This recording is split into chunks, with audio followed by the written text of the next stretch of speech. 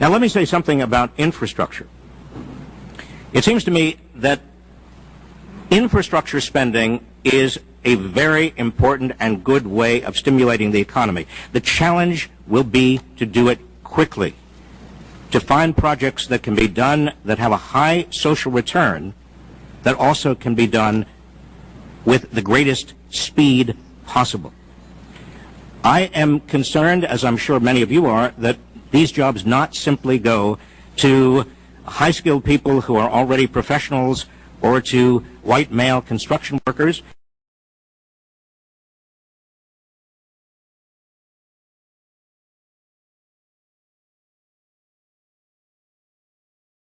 I have nothing against white male construction workers. I'm just saying that there are a lot of other people who have needs as well. And therefore, in my remarks, I have suggested to you, and I'm certainly happy to talk about it more, ways in which the money can be, criteria can be set so that the money does go to others, the long-term unemployed, minorities, women, people who are not necessarily construction workers or high-skilled professionals.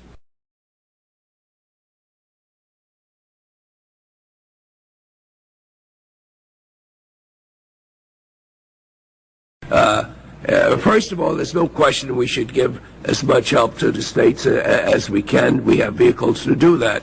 But with so many of our infrastructure problems, the state legislature wants their fingerprints on everything that goes through, and my great city of New York lost hundreds of billions of dollars destined for the city because they couldn't get cooperation from our state legislature.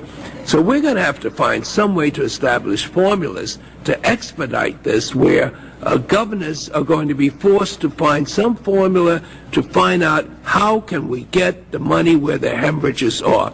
And whether Harlem is going to compete with it, Newark, is not nearly as important if at the end of the day we know where the joblessness are, where the fears are, and that we can get the federal formulas to target the relief to these communities once they meet that criteria. Remove the discretion, identify the need through numbers, and get help there as swiftly as possible. And one thing that you can depend on, you don't have to be worried about what the middle class is going to do. Things are so bad. They have to put food on their tables, get clothes for their kids, get them in school.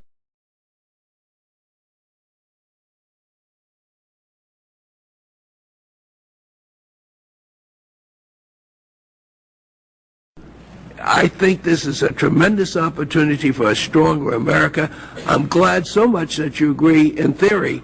But I'm asking Dr. Reich, don't you think mechanically we can get rid of some of the fears that you express by mandating the criteria and the formulas? Sandy was very... Mr. Chairman, absolutely. I think the formulas and criteria ought to be mandated. Governors should be given a choice of either signing on the bottom line or not. They should be held accountable. They should not be held up in state legislatures.